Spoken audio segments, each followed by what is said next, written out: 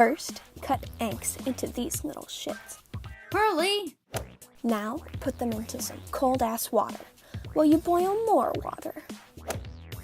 Throw them into the water. Then, peel the skin off. Time to cut a sour bitch. Bring some water to a boil. Sprinkle loose black tea in. No fucking tea bags. Dump the fruits in. Turn off the stove. Add in a fuck ton of sugar. Not that much! Let it sit for 2 hours. And done! Are you pretending to have a cooking show? This is for you. Aww. And that's how you get the ladies.